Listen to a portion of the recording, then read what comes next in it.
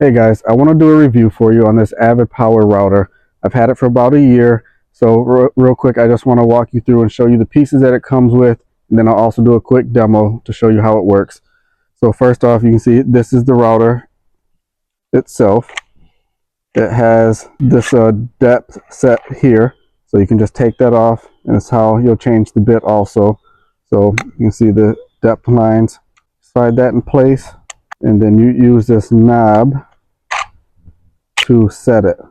So if you want to just raise it a little bit, just turn it, and when you get where you want it, you lock it in place. So that's the first thing. You see you have your power on off here, and then your speed gauge is set there.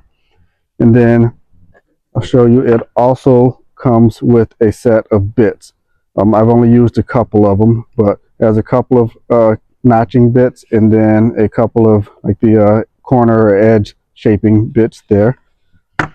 And then it also comes with a 3/8 inch and a 1/4 inch collet. So I have the 1/4 inch in here now. Here's the 3/8 for your different size bits. Again, the bits that it comes with, it has what, 2 3/8 and 3 1/4 inch bits that come with this set. And then it also comes with this kind of dust cover, so you can hook your vacuum up to it, and it hooks up really easy. See, it has kind of this little pin here that just lines up with the router hole, and then you push that in place, and then you'll see there's another hole there that you'll use this set screw. You'll just screw that in place and then hook your vacuum up to the other end. Then it also comes with this straight guide. So if you're running on a straight piece of wood and you want to just like maybe use one of those notch bits, you just hook this up over here, slide it in place, and then tighten it to whatever depth and then height you want.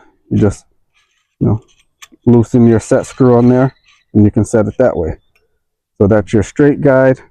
And then you also have your curve guide. So this is kind of a similar thing, but it has this little wheel on the edge here. So what you do is you slide it after you get it open enough, set it, and then it just has that wheel. So as you go along your curves of whatever you're routing, you can like easily follow it, and it makes it a lot smoother as opposed to trying to just do it by hand. To change the bit, you use the wrench that it comes with,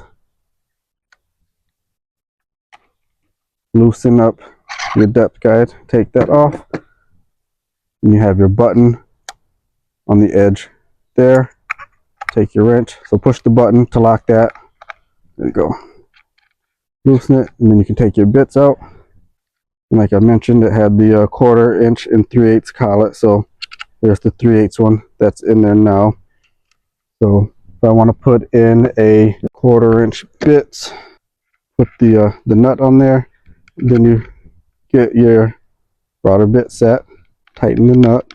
So tighten it so it won't come down or come out, and then you take your depth set, get that back in place, and tighten it. And of course you can see all the bits they have the roller wheel on there. So pretty much that's everything it comes with. Now just a quick demo. Always make sure when you're changing your bits or anything that you leave it unplugged just in case. And so power, speed. So when you start it up, before you actually make contact with your wood, you want to let it go for about 15-20 seconds or so to make sure you're fully up to speed, and then go in at it pretty slow, and then you want to go against the direction of the blade.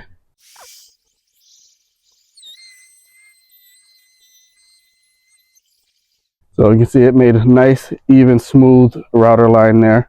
And you just want to go nice and gentle. Don't rush it, but also don't go too slow. You see when I first started, you can burn the wood, but if you rush it, it's going to jump and weird things happen. So you don't want to do that either.